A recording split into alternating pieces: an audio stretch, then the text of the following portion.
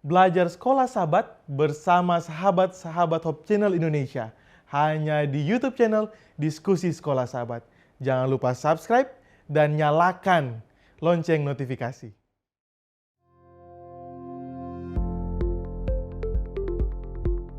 Kita dilatih untuk mengucap syukur, ternyata semakin banyak gitu yang Tuhan udah kasih kepada kita.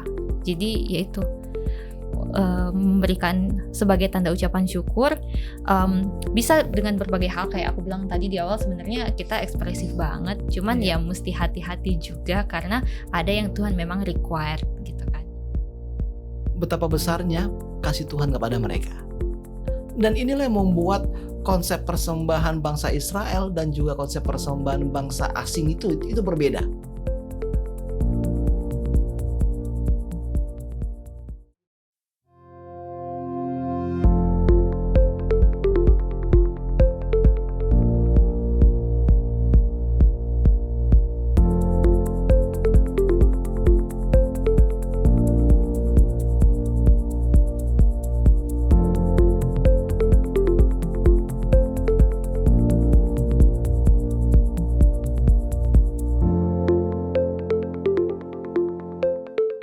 Selamat datang dalam Diskusi Sekolah Sahabat, sebuah diskusi pembelajaran Alkitab yang mendalam untuk memperkuat iman kepercayaan kita kepada Tuhan.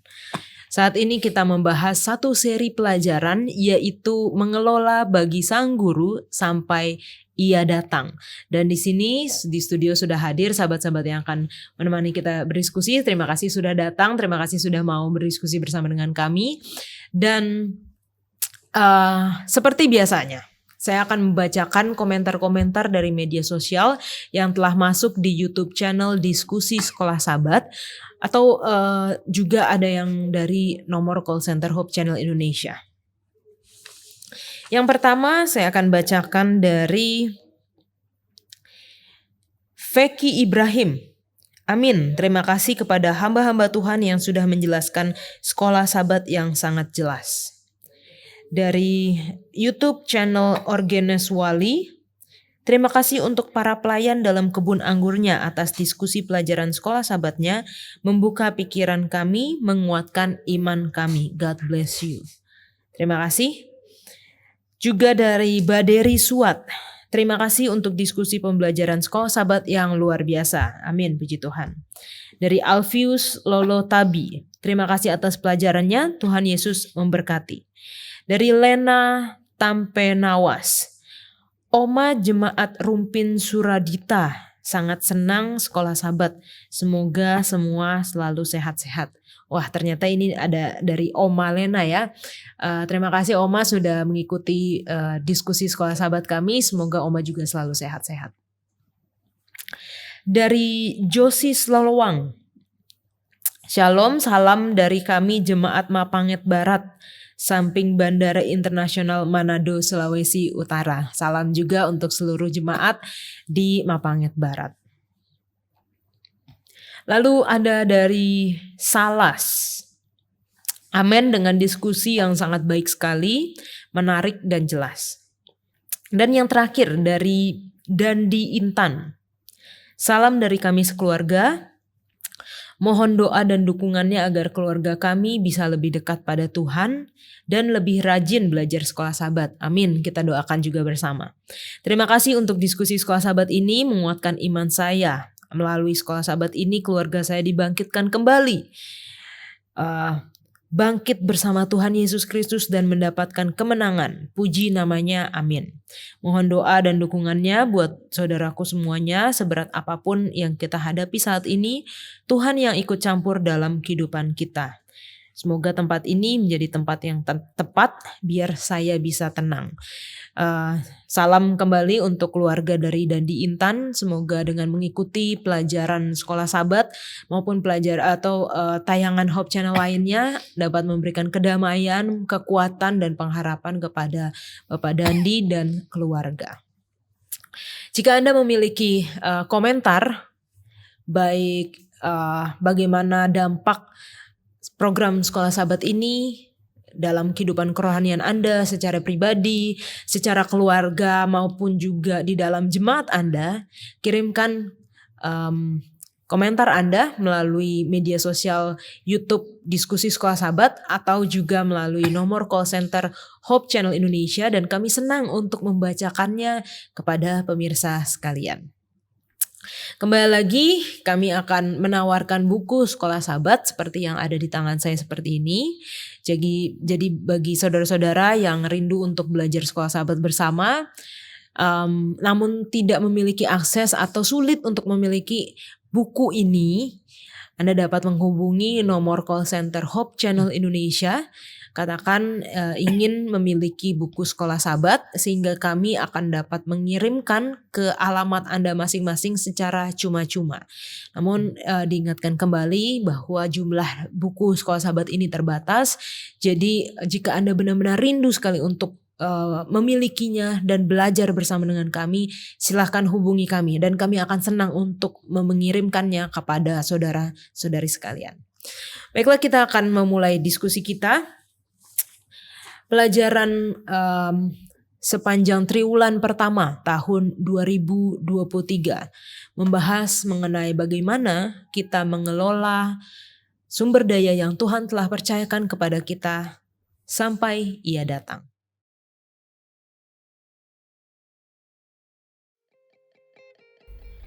Kita hidup pada masa yang sangat menantang dan menekan. Isu resesi ekonomi global telah menghembuskan angin ketidakpastian secara mendunia. Tidak seorang pun kaya terlebih miskin akan kebal. Peringatan demi peringatan telah dikeluarkan oleh para pemimpin dunia bagi setiap warga negaranya.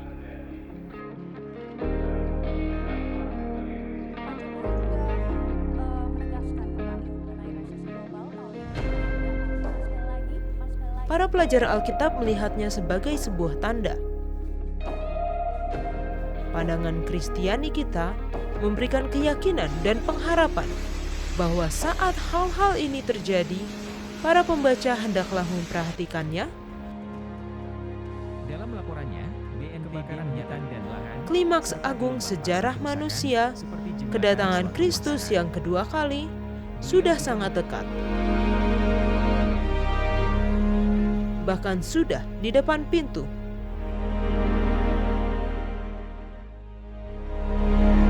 Apa rencana Allah dalam hubungan kita dengannya?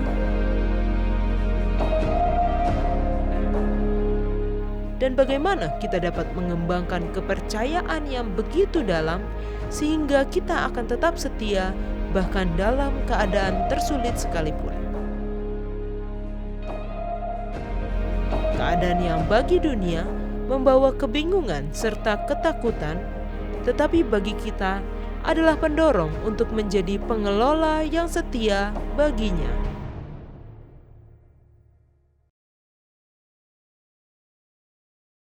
Pelajaran keempat dengan judul Persembahan untuk Yesus. Ayat hafalannya terdapat di dalam Mazmur 116 ayat 12 sampai 14. Bagaimana akan kubalas kepada Tuhan segalanya kepadaku. Aku akan mengangkat piala keselamatan dan akan menyerukan nama Tuhan. Akan membayar nasarku kepada Tuhan di depan seluruh umatnya. Untuk membuka diskusi kita akan sama-sama berdoa dipimpin oleh Ade. Kita sama-sama berdoa. Maha besar Bapa di surga, Bapa yang baik dan setia, terima kasih Tuhan untuk penjagaan hingga pada saat ini. Kami mau berdiskusi mengenai pelajaran Sekolah Sahabat, mengenai persembahan Tuhan. Biarlah Engkau hadir, memberikan pengertian yang tepat bagi kami masing-masing, dan biarlah Engkau juga menolong kami untuk memahami dan melakukan persembahan seperti apa yang menyenangkan hati-Mu Tuhan. Dimuliakanlah Engkau, dalam nama Yesus kami berdoa dan mengucap syukur. Amin. Amin.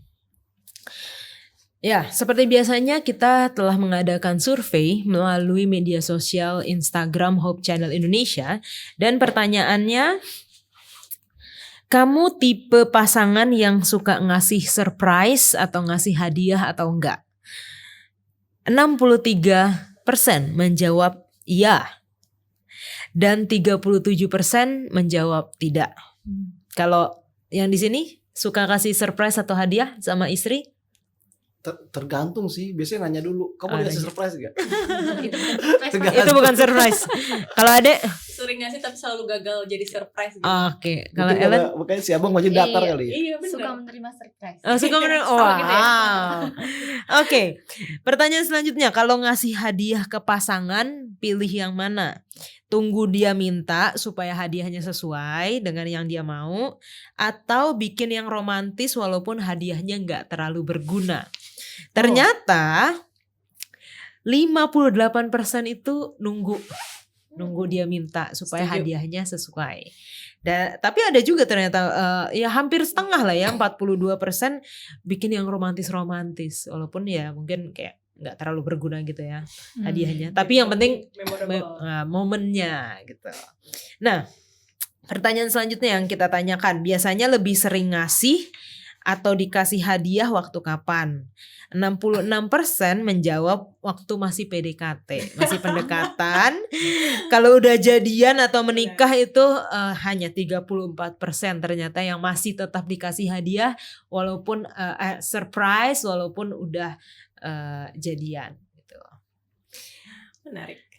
Tujuan kamu kasih hadiah ke pasangan lebih condong kemana? Bikin dia tetap atau tambah sayang ke kamu, itu ada 23%, dan 77% mengatakan memberikan hadiah ke pasangan itu untuk menunjukkan betapa besarnya sayang kita ke pasangan. Dan dari antara 5 atau 4 love language yang ditanyakan, karena ternyata cuma bisa maksimal 4 option. Dari antara kata-kata, tindakan, hadiah, dan waktu. Kira-kira menurut kalian mana yang paling besar dari hasil survei ini? Waktu. Waktu? Kalian apa? Kata-kata, tindakan, hadiah, waktu. Apa? Kira-kira? Kata-kata nih kayaknya. Kata-kata Waktu. Waktu, tindakan. Kata-kata deh. Kata-kata. Kepikiran. Oke. Kata-kata itu ternyata hanya 7%. Oh, Hadiah ada, ternyata lebih kecil lagi, hadiah itu 5%, waktu 24%, dan tindakan 64%. Jadi ya kalau kayaknya waktu di episode pertama Elvira pernah bilang love is a verb gitu. Cinta itu adalah kata kerja, tindakan, dinyatakan melalui tindakan. Oke, kalau kalian bertiga, love language-nya yang mana? Mungkin bisa, kalau tadi kan 4, mungkin bisa ditambahin satu lagi, physical touch ya, atau sentuhan fisik. Lebih ke mana? Ellen dulu. Kalau dari hasil survei sih Kak, aku yang pertamanya itu justru kata-kata. Oh, kamu suka Kuis ya? kamu suka memberikan kata-kata atau kamu suka diberikan kata-kata? Suka diberikan lebih tepatnya. Oke. Iya, karena orang Asia sebenarnya kita malu untuk ngasih, maksudnya budaya Timur kan lebih malu untuk mengutarakan ya. Tapi aku lebih senang menerima. Cuman belajar untuk mengungkapkan. Yang kedua adalah physical touch. Jadi aku tuh kayak misalnya tepuk pundak atau salaman atau pokoknya ada inilah, harus menyentuh Kontak gitu, fisik. kontak fisik. Gitu. Oke. Kalau Adek? Aku nomor 1 waktu itu kontak fisik, tapi itu setelah nikah. Sebelumnya tuh kecil banget. Kontak Oke, fisik setelah berubah. nikah. Kedua, tindakan. Aku suka banget ditawari apa yang mau dibantu gitu. Walaupun sebenarnya dia nggak terlalu ini, tapi kayak ketika dia terlibat dalam apa yang aku kerjakan, teman-temanku terlibat atau siapapun itu, kayak lebih merasa dikasihi gitu. Oke. Kalau Pastor John? Physical touch. Physical touch. Iya. Kalau Udah. emangnya Gak ada yang secondary gitu? secondary mungkin hanya words of affirmation juga deh kayaknya. Kata-kata ya. Tapi itu lebih ke yang kita suka terima atau lebih yang ke kita suka kasih ke? Lebih suka terima. Suka terima. Oh, lebih suka terima itu ya. Oke. Kalau yang kita Dikasih. lebih sering kasih? Biasanya dikasih waktu sih, waktu dan tetap. Iya, waktu kebersamaan. Iya. Oke. Nah, sekarang nih kalau misalnya kita kan lagi ngomongin soal persembahan untuk Yesus ya. Iya. Itu kan ungkapan kasih. Kalau kita belajar mengenai persembahan, itu adalah ungkapan kasih kita kepada Tuhan kita. Kalau ungkapan kasih kita kepada manusia ada istilahnya ada love language-nya, ada beda-beda. Ada nggak sih ungkapan kasih atau love language buat Tuhan? Menurut jangan Pastor John dulu deh, dari Ade dulu. Ada, dan itu jelas di Yohanes 14 ayat 15 ayat kesukaanku. Jika kamu mengasihi aku, turutilah perintahku. Jelas Tuhan mau kalau kamu sayang, ikutin. Oke. Ellen? Manusia itu unik ya, Tuhan ciptakan berbagai cara untuk ekspresi. Ada juga misalnya kasih materi, ya itu satu. Cuman banyak teman-teman aku yang dia punya jurnal, Bible journal. Di situ emang ditulis lah kayak ungkapannya atau rasa syukurnya. Ada juga yang sampai buat post sosmed harian tentang ucapan syukur atau tentang ayat Alkitab gitu, atau nyanyi gitu. Jadi kayak semua indera ini bisa digunakan untuk mengucap syukur atau mempersembahkan kepada Tuhan. Oke. Pastor John? Kalau dari apa yang saya lihat sih, memang love language Tuhan itu selalu beradaptasi kepada orang yang diajak bicara. Kepada setiap orang berbeda. Contohnya deskripsi kasih Tuhan dalam kitab Yesaya dan juga dalam kitab Amos itu dua hal berbeda. Jadi apakah Tuhan itu hanya punya satu love language? Menurutku enggak sih. Dia punya banyak cara untuk menyampaikan kasihnya. Contohnya kayak Elia, waktu Elia lagi down dan dia depresi, dia pengen mati. Apa yang dibuat sama Tuhan? Tuhan kasih dia makanan, kasih waktu istirahat, kemudian dia suruh Elia pergi ke Gunung Horeb. Dia berjalan itu. Kemudian situlah baru dikonfrontir dan Tuhan tunjukkan gempa bumi, api, kemudian apa lagi ya? Anginnya kuat, tapi akhirnya Tuhan berbicara lewat angin sepoi-sepoi. Tindakan afirmasi Tuhan itu berbeda-beda. Jadi contohnya lagi sama Petrus. Oke, sama Petrus kan Petrus tanya, Tuhan jika itu aku mau dong jalan. Ya, Tuhan kasih dia jalan. Padahal dia tahu nih orang pasti jatuh nih. Tapi dia biarin. Jadi kalau sama Petrus dia agak tunjukin sedikit tough love-nya. Ya. Kalau sama beda perlakuan ya. Kalau sama Thomas enggak, dia lebih lembut. Dia lebih lembut. Dia tahu Thomas kayaknya sedih karena dari semua murid cuma dia yang nggak ngelihat Yesus kan kayak. Saya kita ngakimin Thomas kayaknya orang ini kayak ababil banget sih, nggak tahu diri udah orang ini. Tapi bayangin kalau misalnya misalnya dari keluarga lo, tiba-tiba Jokowi datang ke rumah lo, terus lo nggak diundang, gimana coba perasaan lo kan kayak kok tega banget ya keluarga gue kayak gitu ya. Jadi God use different love language to different people itu sih. Oke. Ketika kita lagi belajar atau diskusi mengenai persembahan ya. Pekan lalu kita udah pernah bahas mengenai persepuluhan, kapan itu pertama kali muncul di dalam Alkitab. Bagaimana dengan persembahan? Kapan itu pertama kali muncul di dalam Alkitab? Ellen? Ya, jadi ada yang Tuhan perintahkan untuk mempersembahkan, tapi Kain malah mempersembahkan apa dan jadinya seperti apa, dan Habel yang diterima oleh Tuhan. Mungkin itu pertama kalinya ya. Oke. Tapi uniknya adalah perhatikan ya Ellen. Kalau di situ itu memang sekali lagi sama seperti perpuluhan kita bahas dua pertemuan lalu. Itu hanya bersifat deskriptif. Artinya Tuhan nggak ada kasih tahu kapan sih persembahan itu diresmikan dan Tuhan nggak ada kasih instruksi. Ini lo cara buatnya. Iya betul. Jadi sama seperti perpuluhan, persembahan dan perpuluhan itu memang diberikan pertama kali dalam struktur yang informal. Kalau kita mau trace back ke belakang lagi, beberapa ahli Alkitab justru mengatakan bahwa persembahan itu sudah terjadi di Kejadian 3 melalui anak domba yang disembelih untuk menjadi pakaian. Tapi itu kan tersirat kan, bukan tersurat kan. Memang dasar yang resmi itu adalah Kejadian 4. Perhatikan juga di situ nggak dikasih tahu kenapa Kain dan Habel memberikan persembahan. Yes. Ada nggak? Apakah itu persembahan penghapusan dosa? Apakah itu persembahan keselamatan, korban harian atau syukur atau penyangkalan diri kata lo ya? Inisiatif aja. Iya, apakah kita memang hasil pertama dari panen mereka, kita nggak tahu. Tapi yang jelas adalah budaya persembahan itu memang sudah menjadi bagian dari budaya Timur Tengah kuno. Itulah cara mereka untuk menyampaikan ucapan syukur kepada Tuhan. Dan prosedur itu sama, mereka harus memberikan anak domba ataupun juga korban bakaran lainnya. Nah, apa perbedaannya antara budaya persembahan yang ada di Israel dan juga Timur Tengah kuno? Nah, itu yang menjadi silver liningnya, itu yang menjadi pusat permasalahannya kalau dari saya pribadi. Oke, dan ini nggak diceritain juga Apakah itu persembahan pertama kalinya mereka atau ya hanya sebelumnya iya. sudah pernah ada Iya. gitu ya? Ini baru kisah yang diceritakan pertama kalinya tentang Hmm. persembahan. Jadi ini kisah yang ditulis. Dan kemudian kalau kita melihat lagi di dalam kisah Nuh, Iya. yaitu di dalam Kejadian Kejadian 8, Ya, Setelah 8. Erbah. Ya. di situ setelah pertama kali mendarat itu, kemudian apa yang dibuat sama Nuh di ayat 20. 20 itu ya, Mesbah. dikatakan Nuh mendirikan mesbah bagi Tuhan. Nah uniknya lagi kita kembali ke satu hal yang membingungkan. Tuhan nggak ada kasih tahu loh Nuh untuk buat mesbah. Iya. Artinya ini benar-benar pure inisiatif dia sendiri. Dan inilah yang membuat persembahan dan perpuluhan itu berbeda.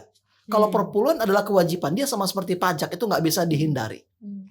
Oke. Tapi kalau persembahan itu murni respons kita terhadap kasih Tuhan. Tuhan nggak ada bilang sama Nuh, ayo Nuh setelah lu turun tolong ya tahu diri ya. Ayo tolong dipakai common sense-nya ya.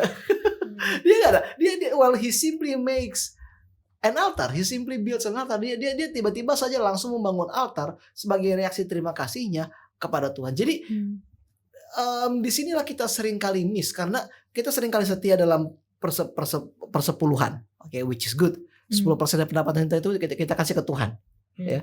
Tapi begitu ke persembahan kita sering kali goyang di situ. Iya. Karena Kayak boleh iya, boleh enggak, mau berapa persen dikasih ya. Karena Seadanya ya di situ. seadanya kadang-kadang ya. Bahkan mungkin pecahan yang paling kecil yang ada di Iya, tas. ini sih pertama kali mungkin yang kayak gue pertama soal pribadi, gue kadang-kadang bergumul juga lewat persembahan, karena honestly gue kadang-kadang jujur gue melihat bahwa kadang-kadang gue nggak memprioritaskan persembahan dalam kehidupan gue. Kayak perpuluhan gue selalu siapin, 10%.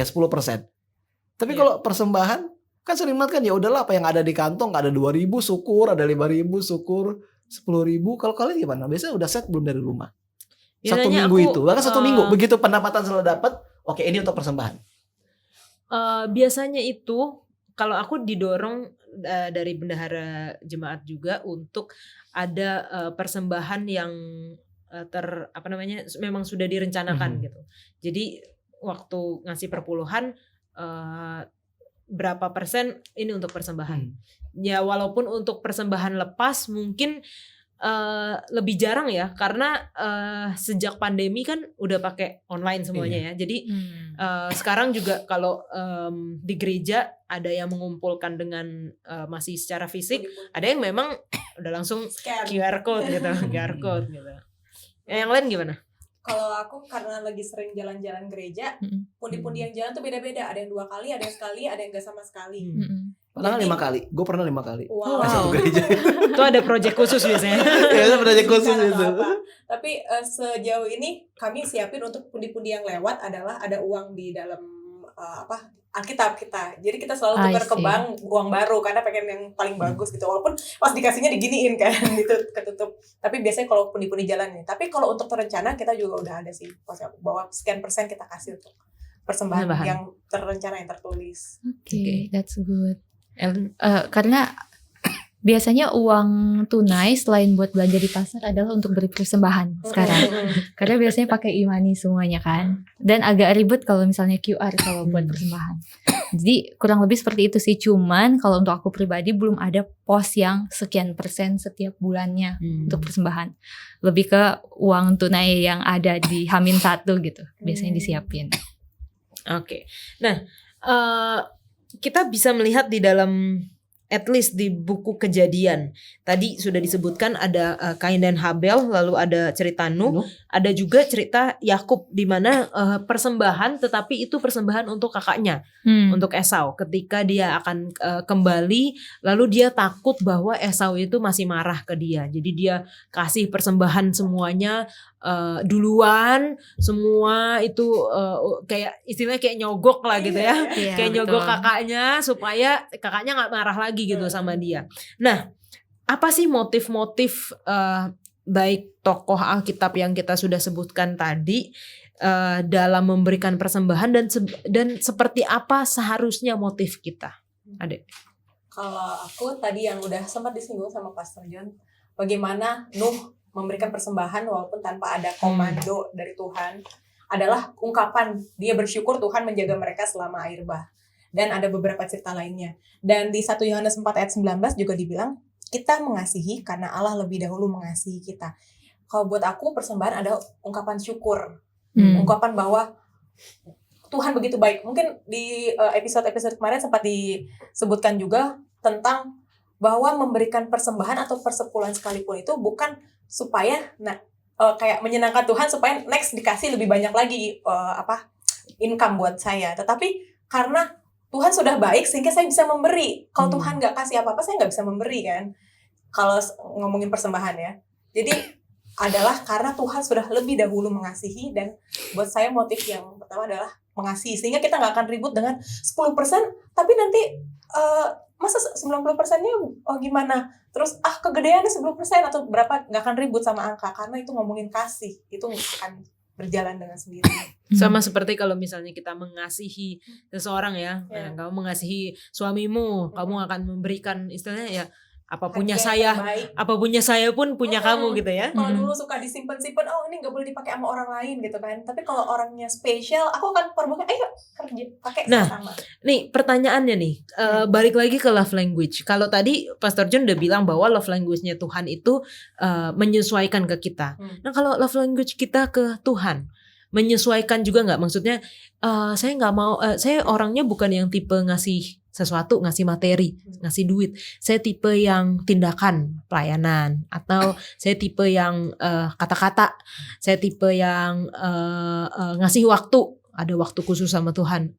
Menurut kalian kayak gitu nggak sih ungkapan kasih manusia ke Tuhan? Kalau aku kayak yang aku bilang tadi di ayat yang aku bagikan, Tuhan akan senang dengan penurutan kita. Kayak misalnya aku tahu pasanganku sukanya warna ungu. Aku akan berusaha mencari sesuatu yang warna ungu, yang dia senangi. Kayak waktu Kain dan Habel. Walaupun tidak diceritakan, mereka tahu Tuhan itu maunya yang ada darah. Tapi ada satu yang berpikir, bagusan ini gitu. Yang satu berpikir, Tuhan mau darah, saya kasih yang darah gitu. Jadi nurut, aku mendapatnya bahwa Tuhan itu senang ketika apa yang dia mau diberikan. Penurutan itu adalah persembahan yang Tuhan mau sih. Ellen? Ya, karena mesti hati-hati juga sih Kak. Kadang-kadang kalau terserah kita banget nanti ujung-ujungnya jadi saya pikir benar, tapi ternyata saya malah jadi seperti Kain gitu ya. Jadi memang mesti hati-hati, tapi salah satu yang universal juga aku setuju sama Ade, karena jika kamu mengasihi aku, kamu menurut segala perintahku gitu kan. Dan salah satunya lagi adalah kalau ngomongin motif tadi kan Kak. Sebelum kita kasih persembahan, sebenarnya yang Tuhan minta kan hati gitu ya. Jadi emang kita udah sadar betul nggak, maksudnya kita kasih itu karena Tuhan mengasihi kita, karena ucapan syukur itu.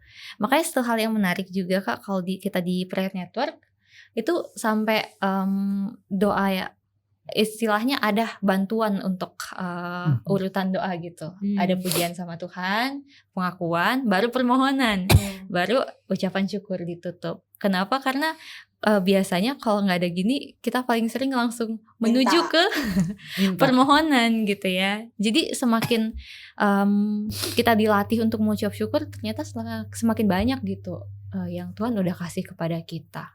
Jadi yaitu memberikan sebagai tanda ucapan syukur, bisa dengan berbagai hal. Kayak aku bilang tadi di awal, sebenarnya kita ekspresif banget, cuman ya mesti hati-hati juga karena ada yang Tuhan memang required gitu kan, yang sudah jelas, yaitu salah satunya penurutan di Alkitab. Oke, thank you. Jangan kemana-mana karena kita akan lanjutkan segmen selanjutnya.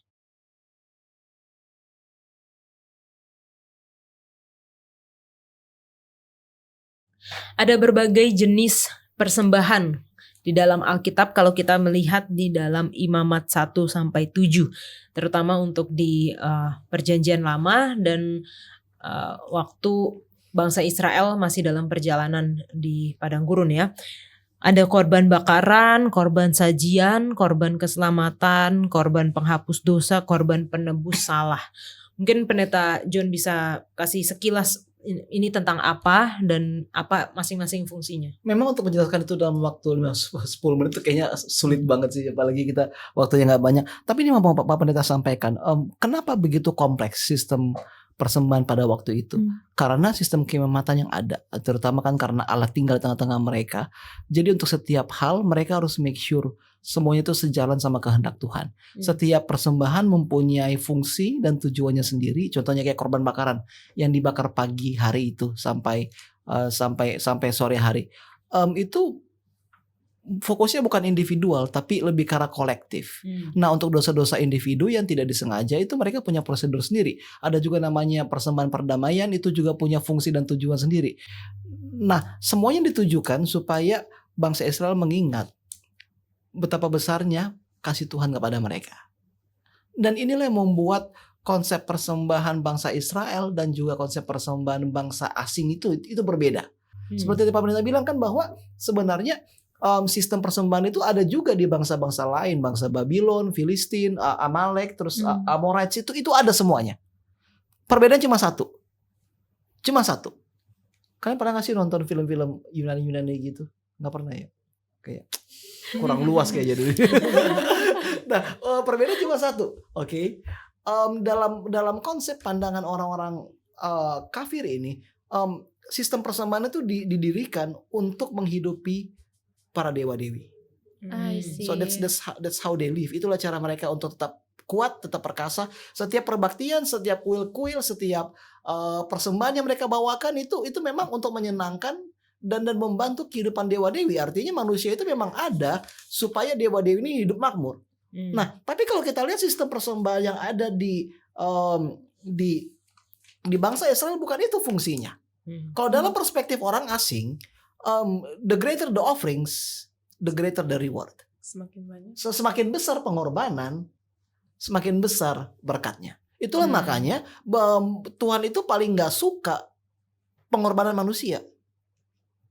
Kenapa? Jadi seakan-akan dia adalah Tuhan yang bisa disogok. Jadi kalau dalam konsep orang-orang asing, semakin banyak kamu berdoa, semakin banyak kamu semakin besar harga persembahan kamu, maka semakin besar juga berkat yang Tuhan berikan. Pamrih dong ya? Ya, pamrih, pahala. Itulah konsepnya. Tapi kalau dalam ajaran orang Ibrani enggak. Justru kata-kata persembahan karaf dalam bahasa Ibrani itu artinya to draw near, untuk menarik lebih dekat.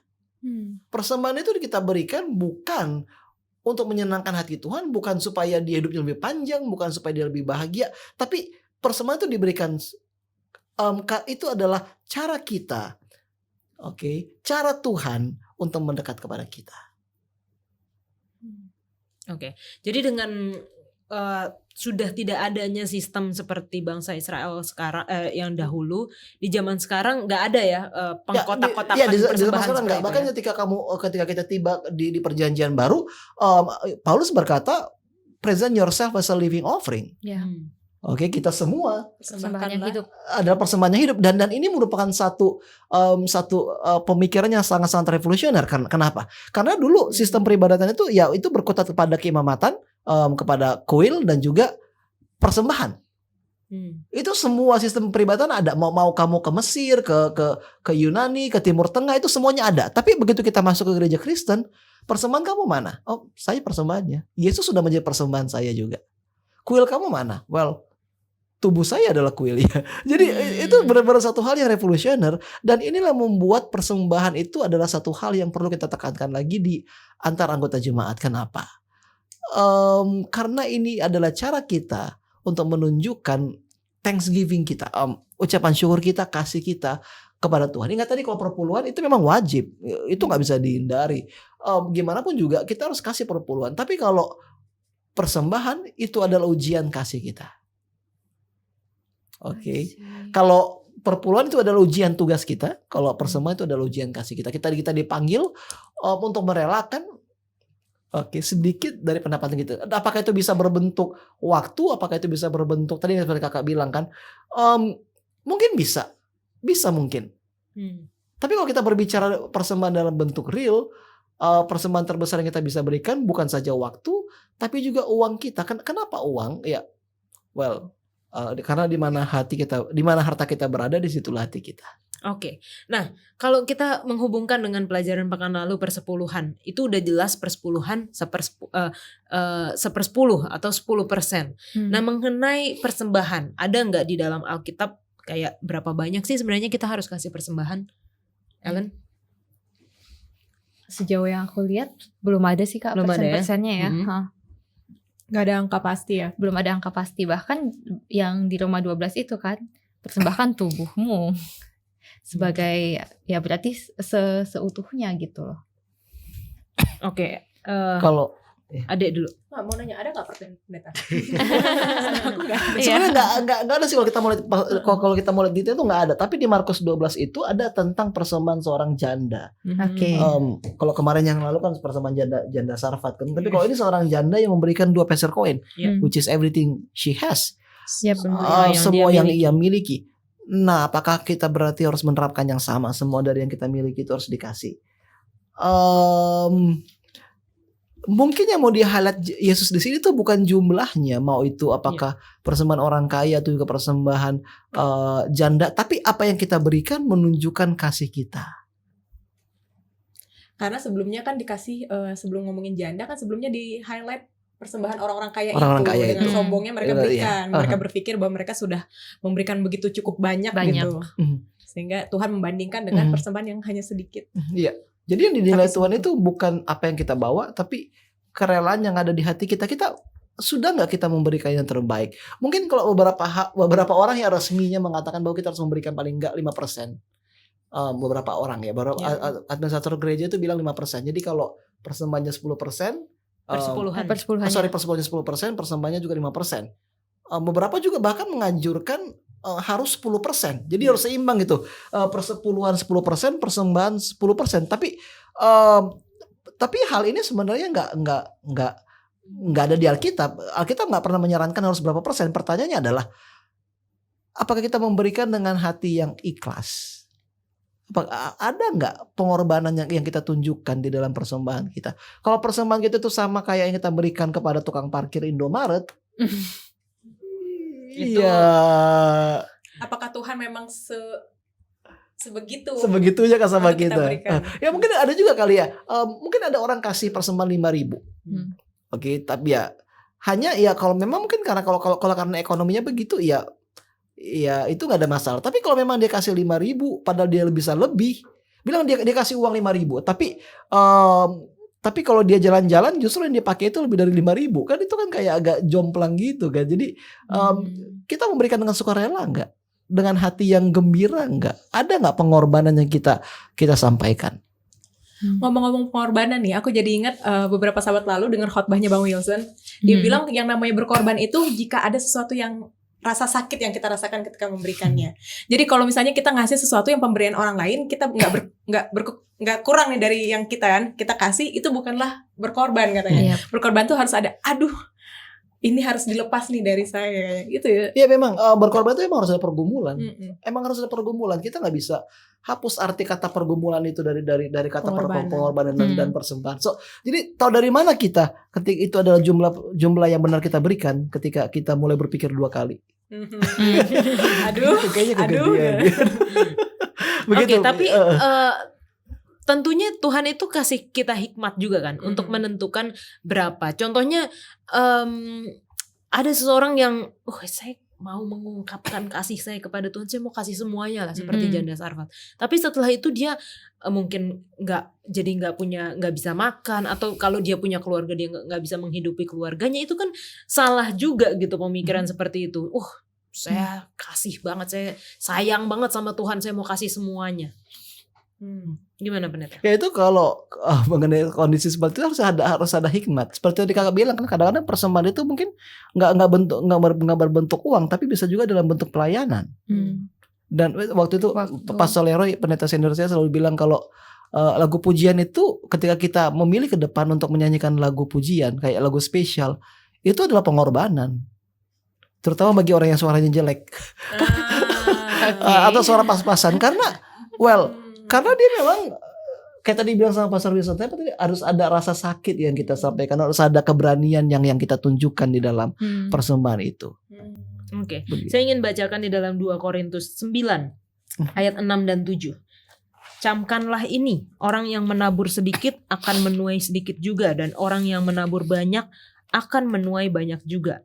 Hendaklah masing-masing memberikan menurut kerelaan hatinya, jangan dengan sedih hati atau karena paksaan, sebab Allah mengasihi orang yang memberi dengan sukacita. Jadi ketika kita memberi, tadi motifnya adalah ungkapan kasih kepada Tuhan, dan kita memberikan dengan kerelaan, bukan dengan sedih hati. Jadi mungkin benar harus dengan pengorbanan, ada rasa sakit yang kita rasakan, ada berpikir 2 kali kita pas mau memberikan, tapi berikanlah itu dengan sukacita, dengan kerelaan hati, bukan dengan aduh kenapa segini ya gitu, tapi ya gitu. Nah, ketika kita berbicara mengenai persembahan, dipakainya seperti apa? Atau tujuan pemberian persembahan itu. Kadang-kadang kan karena kalau persembahan ke gereja, yang setahu saya ya untuk operasional gereja, atau ini yang khusus persembahan khusus gereja ya, atau misalnya ada program yang harus dilakukan itu untuk gereja, atau ada pelayanan keluar yang membutuhkan dana. Tapi di lain sisi ada seperti pembangunan rumah ibadah seperti Jisdak, pasti ada pos persembahan khusus untuk hal itu. Pendidikan, lalu ada juga Sahabat 13. ya itu Itu biasanya persembahan persembahan khusus ya, Persembahan khusus Hope untuk Channel. satu project atau satu misi, persembahan khusus Hope Channel. Hope Nah, Channel. dan hal-hal seperti itu, seperti apa tujuan dari persembahan di Seperti itu, gereja gereja. sekarang ya, di zaman sekarang. Mungkin dari Adek dulu, gimana kalau di gerejanya? Di gereja aku sejujurnya aku nggak tahu kemana-mana aja sih, tapi sejauh ini kalau aku ikut rapat majelis ada pos-pos khusus untuk penginjilan. Setahu aku sih ke sana, ke program-program penginjilan di gereja. Oke, kalau Ellen? Kurang lebih sama sih Kak. Tapi untuk setahu aku ada yang kalau perpuluhan 100%, kalau dari persembahan itu ada yang buat sekolah sahabat gitu, dan lain-lain lah. 50 kalau nggak salah. Ya. 50%. Kalau aku nggak salah sih 50% sih. Itu terpadu ya? Persen terpadu itu 50% stay di gereja, 50% itu naik ke atas biasanya. Nah, itu ada Kemana? ada beberapa perbincangan tuh mengenai persembahan terpadu. Kayak aku nggak mau kasih persembahan terpadu, aku kasih persembahan untuk gereja aja gitu. Iya. Khusus. Well, itu Supaya bisa full. juga sih. Kalau aku sih pribadi. Nah, masalahnya kan karena semua persepuluhan itu naik ke atas kan. Jadi Iya. otomatis persembahan terpadu itu hanya 50% yang tinggal di gereja. Mungkin bagi gereja besar kayak Chinese Church, kayak MT3, kemudian kayak Jisdak itu masih kuat. Tapi begitu masuk ke gereja kecil, kebanyakan mereka itu goyang. Itulah makanya beberapa dari orang-orang Advent itu kadang-kadang orang-orang Kristen ya mereka pisah itu persembahannya. 5% mereka sekitar 2,5% itu masuk ke terpadu, 2,5% itu lagi khusus di ini. Khusus di jemaat. Nah, kenapa? Karena uang itu dibutuhkan untuk fungsional gereja. Iya. Itu butuh banget, Betul. butuh banget. Kita bilang lah, dan kebanyakan anggota jemaat itu agak ragu untuk memberikan persembahan terpadu. Iya. Well, mereka suka kasih perpuluhan, tapi untuk terpadu itu sedikit banget yang benar-benar buat terpadu. Mungkin lepas banyak ya lepas. Tapi kalau terpadu benar-benar fix a certain amount dalam periode yang konsisten itu jarang banget. Kebanyakan lepas. Begitu. Sepertinya mungkin karena nggak ada di Alkitab secara langsung berikanlah persembahan terpadu. Iya. Karena kalau persepuluhan kan ada. Iya. istilahnya. Itu pertama. Tapi yang kedua juga mungkin karena ya seperti kita bicarakan tadi bahwa persembahan terpadu itu memang itu adalah satu ekspresi cinta dan nggak semua orang bisa berpisah dengan 90% yang mereka miliki. Nggak semua orang bisa berpisah dengan 90% itu. Mungkin salah satu seperti yang Ellen juga sebutkan di pekan yang lalu ya, bagaimana persepuluhan itu menyelamatkan aku dari aku. Ya seperti itulah juga persembahan gitu, agar kita nggak selalu memikirkan saya mau buat ini, saya mau pergi ke sini, saya mau beli ini, tetapi bagaimana kita memberikan persembahan baik itu di gereja maupun mungkin kita ada gitu yang misalnya persembahan di luar ya membantu Pos sendiri ya? pos Pos, sendiri gitu, hmm. membantu misalnya misionaris atau membantu orang yang Iya. memang Atau susah, orang yang itu ya berkekurangan. dalam yang simpel aja lah, koster. Banyak gereja itu yang persembahannya itu memang nggak cukup juga untuk koster karena memang nggak banyak. Jadi harus ada kepekaan anggota jemaat terhadap keperluan gereja. Kan udah ada potluck, berapa lagi ya? Kan saya kan setiap Sabat udah di sini nih, udah dilayani oleh gereja. Masa saya nggak mau bantu? Anak saya ikut Pathfinder Adventure, masa nggak ada sensitivitas untuk membantu keuangan gereja? Oke, thank you, Pastor. Kita akan lanjutkan pelajaran kita. Jangan kemana-mana.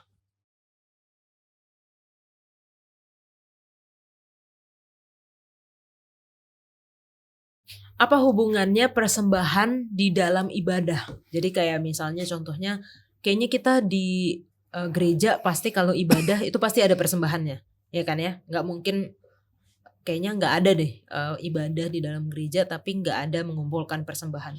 Jadi menurut kalian atau apa yang kalian temukan di dalam Alkitab, apa sih hubungannya persembahan dan ibadah? Adek? Kayaknya bentuk apa ya, ucapan syukur seperti yang awal tadi. Jadi di mana di dalam ibadah ada dalam bentuk nyanyian, dalam bentuk doa. Sepertinya itu juga dalam dalam ibadah biasa. Bahkan kayaknya waktu itu aku pernah rapat majelis dibilang memang di semua gereja ya, setiap kali ada di mana ada ibadah di situ ada persembahan dipungut. Sehingga bahkan katanya ibadah pernikahan pun ada beberapa udah pungut persembahan. Tapi ya jadi aku melihat waktu itu sih dapat alasannya tuh seperti itu, bahwa setiap kali ada ibadah itu adalah ungkapan syukur pada Tuhan. Dan mungkin sedikit berbeda harus mindsetnya ya. Kadang-kadang kita mau beribadah itu untuk dilayani kan.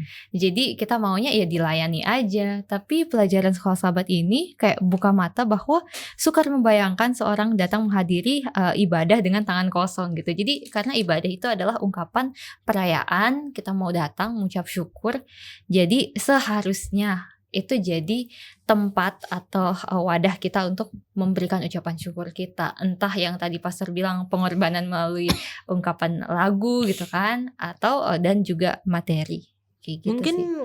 Ini melihat atau berkaca kepada bangsa Israel dulu yang memang kalau setiap kali mereka datang ke bait suci mereka membawa sesuatu gitu ya, entah itu korban apalah yang tadi kita sudah sebutkan satu persatu gitu. Bahkan ada tempat buat tukar uang untuk persembahan. Dan begitu lumrah untuk setiap ada hal-hal yang perlu diucap syukurkan, ada persembahan yang diberikan tadi ya, seperti Nuh pada setelah dari air bah gitu. Jadi itu mungkin tradisi dari peribadatan di Israel kuno ya. Ungkapan syukurnya. Oke, Pastor John. Kalau kita mau melihat ayat-ayat Alkitab ya, memang kayak Mazmur 1 Tawarik 16:29, Mazmur 90 ayat 8 dan 9, Mazmur 116 itu semuanya menceritakan bahwa kita itu harus datang kepada Tuhan dan membawa persembahan. Tapi kembali lagi semua ayat ini harus dimengerti di dalam konteksnya masing-masing sih. Jadi kalau dalam konteks zaman ini persembahan itu harus memiliki fungsi tertentu. Tentunya kayak persembahan terpadu itu fungsinya apa? Persembahan Sekolah Sabat itu fungsinya apa? Kita harus tahu loh. Kalau persembahan Sekolah Sabat itu fungsinya ya untuk membiayai Sekolah Sabat yang diberikan kepada anggota jemaat, itu fungsinya kebanyakan. Ya, inilah bedanya kalau di Filipina Sekolah Sabat itu beli sendiri. Di Indonesia enggak. Jadi nggak ada pengumpulan persembahan. Persembahan Sekolah Sabat kayak persembahan Sekolah Sabat tetap ada, tapi itu digunakan untuk hal-hal lain biasanya. Itu masuk ke kas gereja langsung. Tapi itu makanya kalau di Filipina enggak. Di Indonesia enggak kan, kita untuk beli Sekolah Sabat kan. Ada plus minusnya. Jadi kalau persembahan PA itu memang tujuannya harus untuk masuk ke budget PA. Nah, tapi kalau kita bilang kayak tadi yang kamu cerita kan, pernikahan, oke, ada persembahan. Terus gimana dong upacara-upacara gereja lainnya yang bersifat ritual? Penguburan harus ada persembahan enggak? Kalau dengan ini yang sama, berarti harus ada. Menurutku pribadi enggak sih, karena kan, menurut saya pribadi enggak, karena itu adalah upacara yang berbeda sebenarnya. Iya, maksudnya kalau dengan mengambil basis yang sama, yaitu setiap Iya. ibadah ada persembahan. Tapi ibadah pernikahan itu bukan ibadah sembarangan, itu adalah ibadah yang memang ditujukan untuk pemberkatan. Oke. Jadi kalau kita mau bilang juga harus ada, setiap ibadah itu harus ada persembahan, itu berarti seakan-akan kalau tidak ada persembahan semuanya dosa dong. Kan agak-agak rancu sih memang. Jadi kalau misalnya persembahan di care group, oke, gue setuju. Tapi fungsinya itu memang harus masuk ke operasional care group, bukan ke gereja.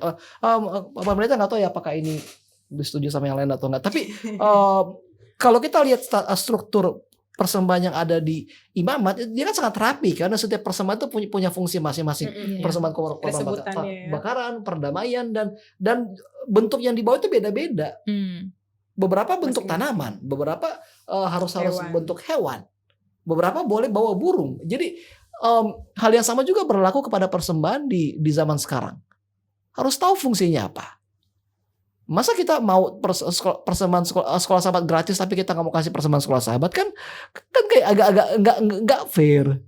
Begitu. Memang ekspresi kasih, persembahan itu ekspresi kasih. Tapi di balik kasih itu kita juga harus ingat itu adalah tanggung jawab kita sebagai gereja, sebagai anggota jemaat untuk menyokong pelayanan gereja. Itu makanya rumusnya adalah untuk menaikkan persembahan harus tambahin aktivitas. Semakin banyak kegiatan gereja harusnya semakin banyak juga persembahannya masuk. Karena anggota harus bisa lihat, kayaknya gereja ini udah mulai aktif nih. Berarti saya juga harus lakukan bagian saya dengan mendukung melalui persembahan. Begitu. Kalau di perjanjian baru, mungkin satu-satunya persembahan yang dibilang itu waktu mereka mengumpulkan persembahan khusus untuk korban kelaparan di Yerusalem. Setelah itu kayaknya nggak ada spesifik, nggak pernah ada yang spesifik bilang bahwa mereka itu kumpulin persembahan di dalam ibadah. Di dalam ibadah itu kayaknya itu referensinya itu dikit banget. Dia nggak ada. Di Kisah Para Rasul kayaknya nggak ada deh. Iya. Tapi ada satu cerita menarik nih di Kisah Para Rasul 10 mengenai Cornelius. Saya baca ya dari ayat 1. Di Kaisarea ada seorang yang bernama Cornelius, seorang perwira pasukan yang disebut pasukan Italia. Ia saleh, ia serta seisi rumahnya takut akan Allah, dan ia memberi banyak sedekah kepada umat Yahudi dan senantiasa berdoa kepada Allah. Ayat ketiga, dalam satu penglihatan kira-kira jam 3 petang jelas tampak kepadanya seorang malaikat Allah masuk ke rumahnya dan berkata kepadanya, Cornelius. Ia menatap malaikat itu dan dengan takut ia berkata, ada apa Tuhan? Jawab malaikat itu, semua doamu dan sedekahmu telah naik ke hadirat Allah dan Allah mengingat engkau. Ini luar biasa. Jadi kayak ada hubungannya antara doa dan sedekah atau persembahan. Dari cerita ini apa yang kira-kira bisa kita dapatkan? Ellen dulu. Mungkin di luar konteks ya, tapi yang aku lihat adalah bahkan Cornelius ini kalau boleh dibilang bukan Kristen ya pada zaman itu, tapi itu pun Tuhan indahkan, maksudnya berarti di saat mungkin orang mengucilkan gitu ya, tapi Tuhan benar-benar melihat motif kemurnian tindakannya itu, dan Tuhan tandai tidak cuman 1-2 kelompok, tapi semua Tuhan dengar. Mungkin itu ya bisa dapat dari sini ya. Oke. Ade, ini sedekahnya apakah sama dengan persembahan? Malah bertanya. Tapi dia ditulis di ayat yang sebelumnya memberi banyak sedekah kepada umat Yahudi. Nah itu bukan persembahan dong hitungannya, nyumbang ke umat Yahudi. Itu kayak ke orang-orang yang membutuhkan kali ya, orang-orang miskin. Agak sulit sih kalau mau apakah itu sama atau enggak. Nah, Cornelius itu bukan isolated cases loh. Itu bukan satu kisah yang hanya Cornelius doang. Masih kan centurion yang datang ke Yesus itu? Perwira. Yang perwira itu kan yang promosi dia kan sebenarnya orang-orang Yahudi kan. Apa dibilang orang ini suka membantu dan menyumbang kegiatan ibadah. Jadi apakah itu sedekah di sini sedekah maksudnya ke persembahan atau kayak menolong orang asing? Nah, bisa saja sedekah itu adalah persembahan yang dia berikan ke sinagog untuk membantu orang-orang Yahudi yang miskin. Itu bisa saja. Bukan maksud untuk agama ya. Lebih karena pada waktu itu sinagog itu yang pusat masyarakat. Itulah kayak zakatnya mereka. Jadi mereka itu menyumbang zakat ke sinagog, nanti sinagog yang atur sesuaikan dengan keperluan orang-orang Yahudi yang ada di situ. Jadi memang apa yang kita berikan itu diingat sama Tuhan. Oke. Itu diingat loh. Hubungannya dengan doa gimana pendeta? Kalau menurut saya pribadi sih, ketika seseorang memberikan sedekah atau juga persembahan, dia secara tidak langsung dia mengasah dirinya untuk menjadi lebih dekat kepada Tuhan. Itu. Dia kayak ada attunement lah, ada kayak dia semakin selaras lah sama Tuhan. Dan semuanya itu berbuah ketika malaikat itu muncul kepada Cornelius. Oke. Pelajaran sekolah sahabat kita ini menarik ya, karena ada satu pelajaran terakhir di hari Kamis yang judulnya adalah Proyek khusus. Proyek khusus Memberi ya. dari Jadi toples memberi dari toples besar. Jadi kalau saya baca ini juga masuk di akal gitu ya, bagaimana kadang-kadang kita memberi persembahan dari ya kayak yang Ade bilang ya yang ada di kantong gitu. Kalau perlu yang paling terkecil dari yang ada di dompet kita. Tetapi ketika seseorang tergerak untuk memberikan di satu proyek, contohlah pembangunan gereja Jisdak, mereka bukan hanya mengambil dari yang istilahnya investasi atau tabungan yang sudah ada, tetapi malahan dari yang aset-aset besar. Aset-aset besar yang mungkin saya mau menyerahkan aset ini kepada gereja untuk diuangkan menjadi uang, menjadi persembahan atau dipakai malah oleh gereja tersebut. Dan hal-hal ini yang kita lihat ternyata seperti itulah memberikan persembahan itu. Nah, gimana menurut pendeta memberi dari toples yang besar? Ya, untuk pemberian seperti ini memang kita harus ambil risiko sih, dan kadang-kadang kita harus kita harus membuat pemberian dari toples besar kita. Ya itu harus. Saya kemarin waktu pembangunan Jisdak saya memang diminta juga untuk buat komitmen, nggak usah dibuka jumlah ya. Tapi komitmen itu termasuk costly. Kenapa? Karena kayak saya belum pernah buat komitmen sebesar itu. Biarpun memang bagi beberapa orang itu agak kecil sebenarnya jumlahnya. Tapi saya belajar loh ternyata kalau saya bandingkan, biarpun itu besar, tapi dengan pemberian saya kepada Tuhan itu saya nggak pernah kayak kekurangan. Itu kayak nggak pernah banget, semuanya cukup. Saya nggak bilang juga saya berkelimpahan dari secara materi, tapi somehow we made it through the end of month. Oke. Walaupun dengan persembahan yang besar itu. Walaupun dengan persembahan yang besar. Bertahan sampai akhir bulan. Ya puji Tuhan sih.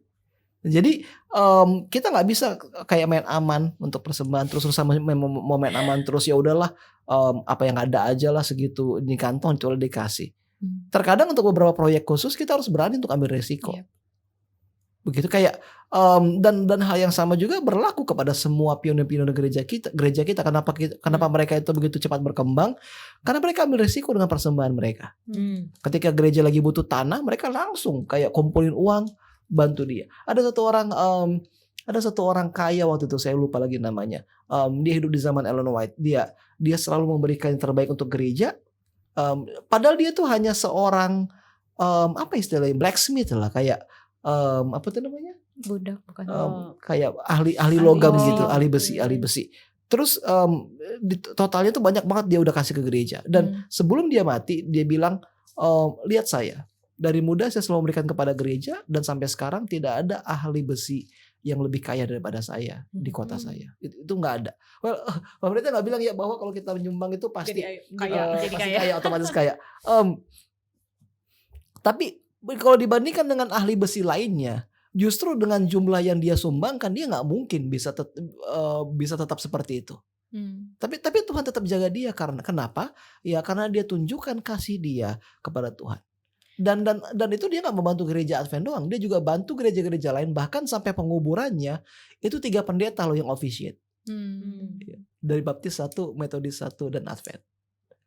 Saking dia dicintainya sama masyarakat lokal. Oke. Dan kita melihat cerita-cerita di dalam Alkitab bagaimana ketika seorang perempuan datang menyaki kaki Ya, Yesus itu 300 berapa? dengan 300 dinar, dinar ya. 300 dinar ya, itu besar sekali pada waktu itu jumlahnya gitu, dan Dibilang bodoh. sampai dibilang itu kayak pemborosan gitu, padahal itu menurut apa yang kita pelajari itu adalah persembahan dari toples yang Iya, besar. dan itu kadang-kadang yang membuat Pak Pendeta juga agak miris. Kita sering bilang, kan untuk Tuhan nggak usah yang mahal-mahal, yang murah-murah aja. Pernah nggak dengar kayak gitu? Oh, Ya kalau kita mau beli fasilitas nggak perlu lah mahal-mahal, yang standar aja Yang lah. penting bisa dipakai. Yang penting bisa dipakai. Tapi justru contoh Maria itu kayak benar-benar satu outlier banget. Kenapa? Karena dia berani loh. Upah 1 tahun penuh hanya untuk Dihabiskan di minyak, di apa tuh namanya, di kaki Yesus. Dan beberapa orang bilang bahwa ketika Yesus disalib itu, saking kuatnya parfum itu masih kecium. Sebagai bukti kalau dia adalah Mesias. So kadang-kadang kita harus berani untuk ambil langkah besar. Harus berani membuat komitmen, Tuhan saya mau bantu pekerjaanmu dengan uang segini. Saya nggak punya uangnya sekarang, tapi saya percaya kalau kamu akan sediakan. Satu lagi yang saya ingin tambahkan, kadang-kadang untuk gereja kita hanya berpikir pada waktu beli aja. Kita nggak menghitung maintenance-nya. Akhirnya kayak berapa tahun harus ganti. Akhirnya ya ada pemikiran seperti, ya udahlah yang biasa-biasa aja lah untuk gereja, toh akan ganti juga gitu. Padahal ketika kita beli barang yang bagus dan kita memikirkan untuk maintenance-nya, itu pasti akan tahan lebih lama gitu. Ada satu ayat yang saya ingin bacakan sebelum kita mengakhiri diskusi kita di dalam Kisah Para Rasul 4 ayat 36 dan 37. Demikian pula dengan Yusuf yang oleh rasul-rasul disebut Barnabas, artinya anak penghiburan, seorang Lewi dari Siprus. Ia menjual ladang miliknya lalu membawa uangnya itu dan meletakkannya di depan kaki rasul-rasul. Dan kita melihat banyak cerita-cerita terutama di dalam Kisah Para Rasul di jemaat mula-mula, bagaimana mereka menjual harta milik mereka, menaruhnya di kaki rasul-rasul, atau istilahnya memberikan kepada rasul-rasul, dan rasul-rasul itu yang akan mendistribusikan sesuai dengan keperluan jemaat-jemaat mereka. Dan saya juga ingin mengajak kepada saudara-saudari sekalian untuk memberi persembahan khusus, baik di gereja kalian masing-masing ataupun di dalam pekerjaan Tuhan di Hope Channel, karena kita memiliki satu ladang yang besar di sini. Bagaimana pekerjaan Tuhan melalui media yang bergerak semakin lama semakin cepat dengan perkembangan teknologi.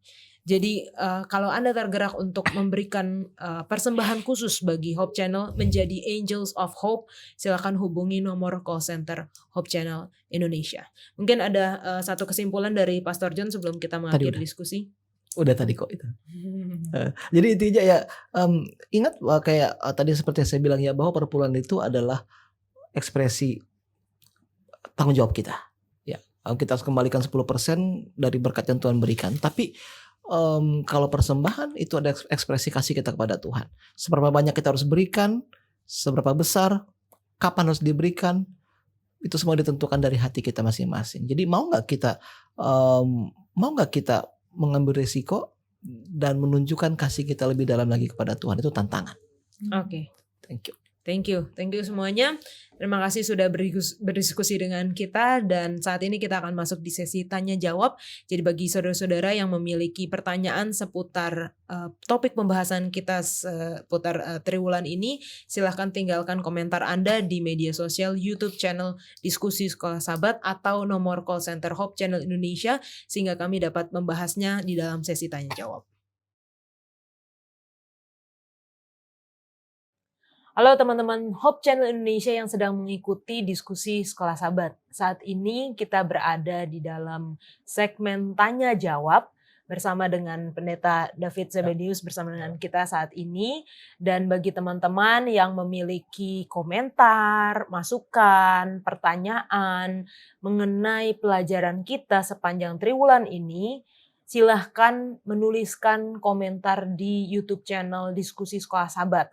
Atau boleh juga menghubungi nomor call center Hope Channel Indonesia untuk disampaikan kepada kami, sehingga kita dapat diskusikan sama-sama pertanyaan yang mungkin belum dimengerti atau sesuatu yang ingin ditanyakan, silahkan masukkan di dalam YouTube channel Diskusi Sekolah Sahabat. Nah, pendeta, mengenai persepuluhan, kita tahu dari pelajaran pertama bahwa segala sesuatu adalah milik Tuhan. Kita memang bagian dari keluarga Allah, tetapi segala sesuatu itu adalah milik Tuhan dan Tuhan tidak membutuhkan apapun dari kita, istilahnya untuk membantu pekerjaannya atau menyelesaikan pekabaran Tuhan di seluruh dunia. Lalu mungkin ada pertanyaan, apa sih gunanya kita memberikan persepuluhan itu? Tentu kalau melihat Tuhan dari perspektif yang kita tahu sebagai pencipta, pemilik dunia ini, kita tidak perlu melihat bahwa dia memerlukan uang kita ya. Dia sebenarnya mempunyai semuanya. Tapi Tuhan rindu untuk kita juga terlibat dalam pekerjaannya. Bukan berarti, karena sahabat lalu kita sudah membahas tentang transaksi, bukan berarti kita hitung-hitungan dengan Tuhan sekali lagi. Tapi Tuhan melibatkan kita untuk turut ambil bagian dalam pelayanannya, maka disebut di sini persepuluhan pelayanan. Bukan persepuluhan hanya berdasarkan siapa yang memberikan dan siapa yang menerima, tapi persepuluhan pelayanan. Oleh sebab itu, pelayanan kita, bagian dari kita mengambil bagian dari pekerjaan Tuhan untuk misinya di muka bumi ini, termasuk pada saat kita mengembalikan persepuluhan dan memberikan persembahan kita juga, maka itu menjadikan kita telah aktif melayani dan juga menjadi bagian dari misi Tuhan. Karena kalau tidak, Tuhan sebenarnya bisa menggunakan batu-batu dan berbagai kekayaan yang dia miliki di muka bumi ini. Tapi masa akan Tuhan memberikan bagian itu kepada ciptaannya yang tidak hidup, sedangkan kita yang hidup bisa menjadi bagian dari hal itu. Oleh sebab itu, saudara-saudariku, mari kita terlibat dalam misi Tuhan, termasuk saat kita mengembalikan persepuluhan, karena itu menjadi bagian dari pekerjaannya di muka bumi ini juga. Saya jadi ingat pekan lalu kita membahas bukan hanya itu satu-satunya. Artinya jangan sampai ada orang yang mungkin punya beralasan, oh saya pokoknya kasih persepuluhan, saya kasih persembahan, tapi saya tidak mau ikut melayani atau saya tidak mau menginjil istilahnya ya. Karena tadi pendeta katakan Tuhan rindu kita ikut atau berperan di dalam pekerjaannya. Dan Tuhan mau semuanya secara seimbang ya. Kita melayani dia dengan berbagai talenta kita, termasuk juga melalui kekayaan atau uang yang kita miliki ya. Walaupun itu tidak banyak. Nah, pendeta, kita mengetahui bahwa sistem persepuluhan ini diatur ya. Di dalam gereja kita diatur, kita memberikan kepada, mengembalikan di dalam gereja kita atau di jemaat kita, namun bukan dipakai di dalam jemaat langsung, tetapi ada sistem gereja atau organisasi yang mengaturnya. Mengapa harus ada seperti ini, pendeta? Kalau merujuk kepada apa yang ditulis di Perjanjian Lama ya, memang di zaman Alkitab kuno, prinsip dari persepuluhan ini, dan kalau kita bisa bilang ini doktrin, itu didasarkan pada saat ayat-ayat di periode orang Lewi. Kalau misalnya kita baca di Kejadian 28, ayatnya yang ke-22, ini saya rindu untuk kita juga bisa bacakan ayat ini. Kejadian 28, ayatnya yang ke-22. Mungkin kalau Kayola sudah dapatkan, boleh Kayola bacakan. Nanti ada satu ayat lagi yang bisa menjadi referensi kita, karena prinsip persepuluhan ini mencakup segalanya dan dalam berbagai zaman. Kejadian 28 ayat 22. Dan batu yang kudirikan sebagai tugu ini akan menjadi rumah Allah. Dari segala sesuatu yang engkau berikan kepadaku, akan selalu kupersembahkan 1/10 kepadamu. Jadi ini salah satu contoh di mana Yakub waktu itu mendirikan tugu, dan dia tahu bahwa prinsip persepuluhan itu menjadi bagian dari hubungan dia dengan Tuhan. Nah, karena ini dilanjutkan sampai kepada orang Israel, Yakub nama lainnya juga Israel, dilanjutkan kepada orang-orang Israel yang termasuk di bagiannya adalah orang Lewi yang merupakan imam-imam, maka semuanya dipusatkan kepada imam-imam atau kepada pendeta dalam hal ini, organisasi gereja yang dipercaya. Tapi menjadi masalah adalah ketika lembaga itu sudah tidak dipercaya. Maka tidak heran zaman sekarang ada polemik, ada dinamika ketika umat atau jemaat tidak lagi mempercayai uang yang seharusnya dipergunakan untuk pekerjaan Tuhan, tapi dipergunakan untuk hal lain. Ini tentu tidak kita harapkan. Melainkan, prinsip yang sudah Alkitab berikan, ini justru bisa menjadi pegangan dan fondasi untuk kita tetap mengembalikan persepuluhan melalui sistem keimamatan yang sudah ada sejak dari dahulu. Oke. Kalau saya pikir-pikir juga mungkin agak kurang adil ya pendeta kalau misalnya hanya dipakai di dalam jemaat itu contohnya. Maka akan terjadi ketimpangan, contohnya ada yang memang jemaat yang tidak terlalu besar dalam persepuluhannya atau dalam pekerjaannya. Sedangkan kalau ada sistem maka semua akan terbagi dengan rata. Gitu ya pendeta ya. Oke. Nah tadi pendeta udah mention juga mengenai bangsa Israel dan yang sebelumnya ini adalah Yakub ya pendeta.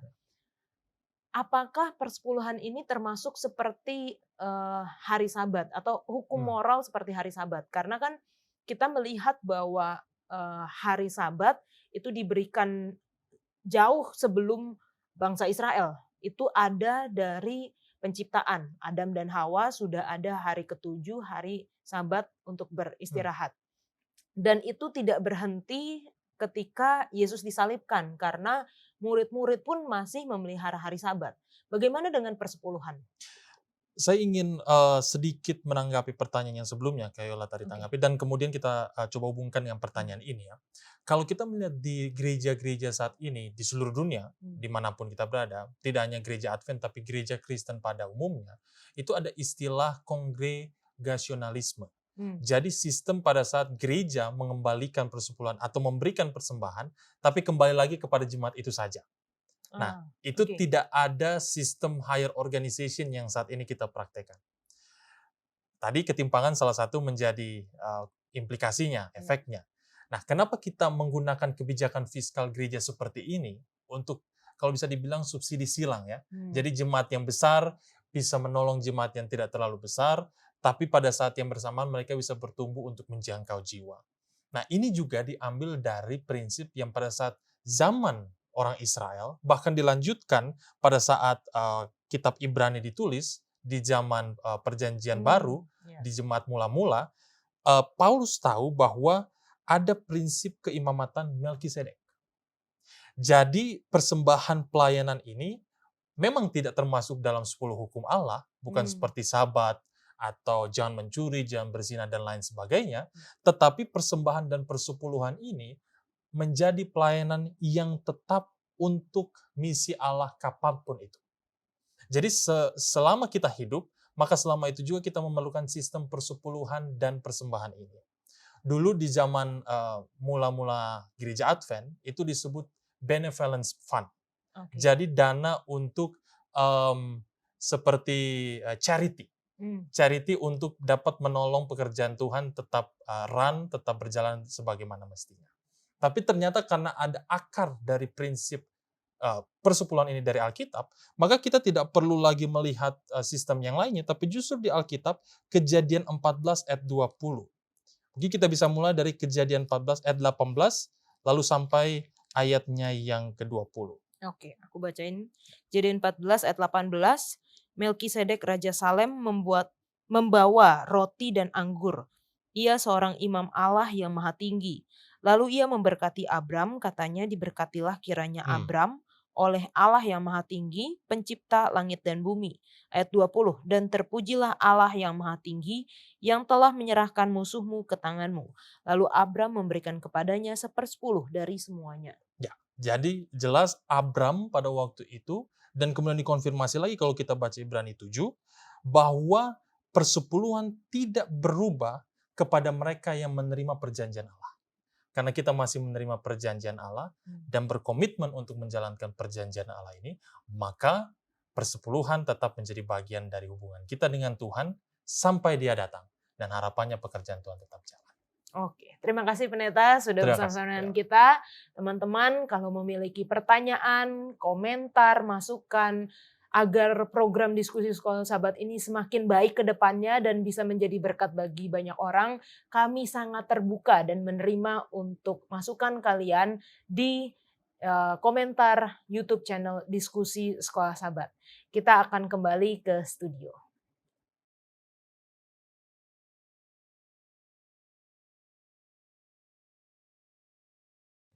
Baik, terima kasih untuk pertanyaan-pertanyaan yang sudah masuk. Semoga jawabannya dapat menjawab pertanyaan saudara. Dan saat ini kita akan menutup diskusi kita. Kita minta Pastor John untuk menutup dalam doa.